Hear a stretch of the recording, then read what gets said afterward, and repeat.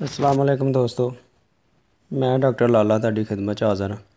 ਉਮੀਦ ਕਰਦਾ ਕਿ ਤੁਸੀਂ ਸਾਰੇ ਦੋਸਤ ਭੈਣ ਭਰਾ, ਤੁਹਾਡਾ ਮਾਲ ਡੰਗਰ, ਤੁਹਾਡਾ ਬਾਲ ਬੱਚੇ ਬਿਲਕੁਲ ਠੀਕ ਠਾਕ ਹੋਣਗੇ।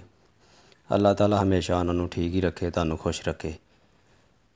ਕੁਛ ਦੋਸਤਾਂ ਨੇ ਜਾਣਨਾ ਚਾਹਿਆ ਕਿ ਜਾਨਵਰ ਦੀ ਤਿਆਰੀ ਕਿਸ ਤਰ੍ਹਾਂ ਕੀਤੀ ਜਾਵੇ। ਕੁਛ ਲੋਕ ਵਪਾਰੀ ਹਜ਼ਰਾਤ ਹੁੰਦੇ ਨੇ, ਉਹਨਾਂ ਦੀ ਕੋਸ਼ਿਸ਼ ਹੁੰਦੀ ਹੈ ਕਿ ਹਵਾਨਾ ਜ਼ਿਆਦਾ ਵੱਡਾ ਹੋ ਜਾਏ। ਕੁਛ ਲੋਕ ਕਹਿੰਦੇ ਨੇ ਕਿ ਜਾਨਵਰ ਜਿਹੜਾ ਮੱਝ ਭੈਂਸ ਜਿਹੜੀ ਗਾਏ ਸਾਡੀ ਇਹਨੇ ਪਿਛਲੇ ਸੂਏ 'ਚ ਇੰਨਾ ਦਿੱਤਾ ਸੀ, ਇਸ ਸੂਏ 'ਚ ਇਹਨੂੰ ਜ਼ਿਆਦਾ ਦੇਣਾ ਚਾਹੀਦਾ।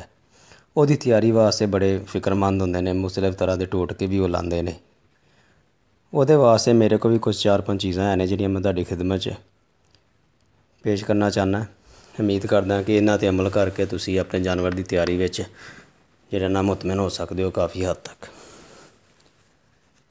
ਕੁਛ ਜਾਨਵਰ ਹੁੰਦੇ ਨੇ ਜਿਹੜੇ ਕਿ ਅੱਗੋਂ ਕ੍ਰਾਸ ਹੋਣ ਤੋਂ ਬਾਅਦ ਜਲਦੀ ਦੁੱਧ ਦੇਣਾ ਬੰਦ ਕਰ ਦਿੰਦੇ ਨੇ, ਮਸਲਨ 5-6 ਮਹੀਨੇ ਬਾਅਦ ਦੁੱਧ ਦੇਣਾ ਬੰਦ ਕਰ ਦਿੰਦੇ ਨੇ। ਕੁਛ ਜਾਨਵਰ ਹੁੰਦੇ ਨੇ ਕਿ ਜਿਹੜਾ ਕੋਈ ਆਖਰ ਤੱਕ ਦੁੱਧ ਦਿੰਦੇ ਰਹਿੰਦੇ ਨੇ। ਉਹਨਾਂ ਵਾਸਤੇ ਬਿਹਤਰੀਨ ਇਹ ਹੀ ਹੈ ਕਿ 7ਵੇਂ ਮਹੀਨੇ ਤੱਕ ਉਹਨਾਂ ਦਾ ਦੁੱਧ ਦੀ ਚਵਾਈ ਕਰੋ, ਉਸ ਤੋਂ ਬਾਅਦ ਉਹਦਾ ਦੁੱਧ ਚੋਣਾ ਬੰਦ ਕਰ ਦਿਓ। ਲੇਕਿਨ ਇਹਦੇ ਨਾਲ ਨਾਲ ਉਹਦੇ ਖਲ ਵੰਡਾ ਜਿਹੜਾ ਉਹ ਜਾਰੀ ਰੱਖੋ, ਹਲਕਾ ਫੁਲਕਾ ਜਿਹੜਾ ਨਾ ਖਲ ਵੰਡਾ, ਉਹਦੀ ਖੁਰਾਕ 'ਚ ਕਮੀ ਨਹੀਂ ਆਉਣ ਦੇਣੀ। ਕਈਆਂ ਲੋਕਾਂ ਦਾ ਇਹ ਮਿਸ਼ਨ ਹੈਗਾ ਕਿ ਖਲ ਵੰਡਾ ਉਨੀ ਦੇਰ ਤੱਕ ਹੀ ਪਾਉਣਾ ਜਿੰਨੀ ਚਿਰ ਜਾਨਵਰ ਦੁੱਧ ਦਿੰਦਾ।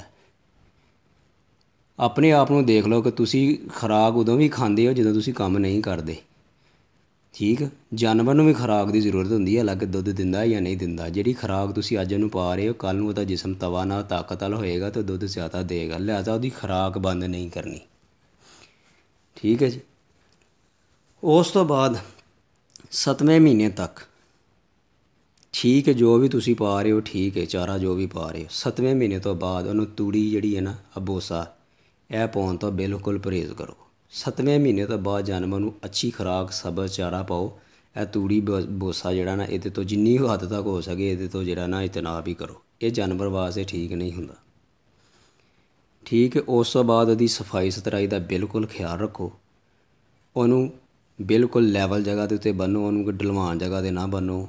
ਉਹਦੀ ਦੌੜ ਨਾ ਲਵਾਓ। ਉਹਦੇ ਪਾਣੀ ਦਾ, ਉਹਦੀ ਖੁਰਾਕ ਦਾ ਬਿਲਕੁਲ ਅੱਛੀ ਤਰ੍ਹਾਂ ਖਿਆਲ ਰੱਖੋ। ਜਾਨਵਰ ਨੂੰ ਉਹਨਾਂ ਦਿਨਾਂ ਦੇ ਵਿੱਚ ਜ਼ਿਆਦਾ ਕੇਅਰ ਦੀ ਜ਼ਰੂਰਤ ਹੁੰਦੀ ਹੈ। ਠੀਕ ਹੈ।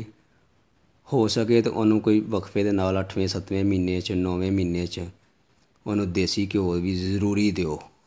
ਕੋਈ 1.5-2 ਕਿਲੋ ਕੋਈ ਵਕਫੇ ਦੇ ਨਾਲ ਉਹਨੂੰ ਕੋਈ ਪਾਈਆ ਕਰਕੇ, ਕੋਈ 1.5 ਪਾਈਆ ਕਰਕੇ ਉਹਨੂੰ ਕੋਈ 8ਵੇਂ ਮਹੀਨੇ ਦੇ ਵਿੱਚ ਦਿਓ, ਤਾਂ ਕਿ ਉਹਦੇ ਜਿਸਮ 'ਚ ਤਾਕਤ ਆਏ। ਬੱਚਾ ਜਿਹੜਾ ਉਹਦਾ ਤਵਾ ਨਾ ਹੋਵੇ, ਤਾਕਤ ਵਾਲਾ ਹੋਵੇ, ਜ਼ਰਾ ਮੋਟਾ ਤਾਜ਼ਾ ਹੋਏ। ਉਸ ਤੋਂ ਇਲਾਵਾ ਜਦੋਂ ਹੀ ਤੁਹਾਡਾ ਆਖਰੀ ਮਹੀਨਾ ਉਹਦਾ ਚੜ੍ਹ ਜਾਣਾ, ਤੁਸੀਂ 3 ਕਿਲੋ ਨਾਰੀਅਲ ਲੈਣਾ। ਇਹ ਹਵਾਨੇ ਵਾਸਤੇ ਦੱਸ ਰਿਹਾ, ਇਹਦੇ ਨਾਲ ਹਵਾਨਾ ਕਾਫੀ ਵੱਡਾ ਹੋ ਜਾਏਗਾ ਇਨਸ਼ਾਅੱਲਾ। 3 ਕਿਲੋ ਨਾਰੀਅਲ ਲੈ ਕੇ ਉਹਨੂੰ ਪੀਸ ਕੇ ਬਰੀਕ ਕਰ ਲੈਣਾ। ਰੋਜ਼ਾਨਾ ਦਾ 150 ਗ੍ਰਾਮ, 150 ਗ੍ਰਾਮ ਰੋਜ਼ਾਨਾ ਦਾ, 75 ਗ੍ਰਾਮ ਸੁਬਹ, 75 ਗ੍ਰਾਮ ਸ਼ਾਮ। ਉਹਨੂੰ ਆਖਰੀ ਮਹੀਨੇ 'ਚ ਇਹ 3 ਕਿਲੋ ਨਾਰੀਅਲ ਬਰੀਕ ਕਰਕੇ ਦੋਗੇ। ਇਹਦੇ ਨਾਲ ਹਵਾਨਾ ਜਿਹੜਾ ਨਾ ਕਾਫੀ ਹੱਦ ਤੱਕ ਸੈੱਟ ਹੋ ਜਾਏਗਾ। ਕਾਫੀ ਵਪਾਰੀ ਹਜ਼ਰਾਤ ਜਿਹੜੇ ਨੇ ਹਵਾਨੇ ਬਾਰੇ ਬੜੇ ਪਰੇਸ਼ਾਨ ਹੁੰਦੇ ਨੇ।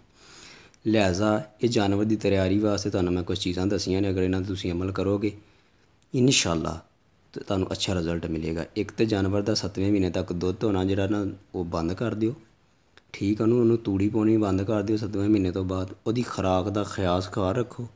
ਅਤੇ ਉਸ ਤੋਂ ਇਲਾਵਾ ਕਈ ਚੀਜ਼ਾਂ ਹੁੰਦੀਆਂ ਨੇ ਜਿਹੜੀਆਂ ਵੰਡੇ 'ਚ ਵੀ ਯੂਜ਼ ਹੁੰਦੀਆਂ ਨੇ। ਗੰਦਮ ਹੋ ਗਿਆ, ਸ਼ੀਰਾ, ਮਕਈ, ਜੌ, ਸਰਸੋਂ ਦਾ ਤੇਲ, ਖਲ, ਚੋਕਰ, ਗਲੂਟਨ, ਸੂਰਜਮੁਖੀ, ਰਾਈਸ ਪਾਲਿਸ਼, ਬਨੋਲਾ, ਸੌਂਫ, ਮਿਨਰਲ, ਸ਼ੱਕਰ, ਸ਼ਲਜਮ, ਤਰਬੂਜ਼, ਗਲੂਕੋਜ਼, ਚੂਨਾ, ਚਨੇ, DCP ਪਾਊਡਰ। ਇਹਨਾਂ ਵਿੱਚੋਂ ਕੁਛ ਵੀ ਤੁਹਾਨੂੰ ਮਿਲਦਾ ਨਾ, ਉਹਨੂੰ ਸੂਣ ਤੱਕ ਜਿੰਨਾ ਚਿਰ ਉਹਦੀ ਬੱਚਾ ਨਹੀਂ ਨਾ ਜਨਮ ਦਿੰਦੇ, ਉਹਨਾਂ ਦਾ ਕੁਛ ਨਾ ਕੁਛ ਪਾਈ ਰੱਖੋ ਤਾਂ ਕਿ ਉਹਦੀ ਸਿਹਤ ਬਰਕਰਾਰ ਰਹੇ। ਠੀਕ ਹੈ। ਉਮੀਦ ਕਰਦਾ ਕਿ ਇਹ ਵੀਡੀਓ ਤੋਂ ਤੁਹਾਨੂੰ ਫਾਇਦੇਮੰਦ ਸਾਬਤ ਹੋਏਗੀ। ਅੱਲਾਹ ਤੁਹਾਡੇ ਸਾਰਿਆਂ 'ਤੇ ਆਪਣੀ ਰਹਿਮਤ ਕਰੇ, ਬਰਕਤ ਕਰੇ, ਅਤੇ ਮੈਨੂੰ ਵੀ ਇੰਨੀ ਹਿੰਮਤ ਦੇ ਕੇ ਰੱਖੇ ਕਿ ਮੈਂ ਤੁਹਾਡੇ ਲੋਕਾਂ ਨੂੰ ਆਪਣੇ ਮੁਫੀਦ ਮਸ਼ਵਰੇ ਦਿੰਦਾ ਰਹਾਂ। ਅਗਲੀ ਵੀਡੀਓ ਤੱਕ ਅੱਲਾਹ ਹਾਫਿਜ਼।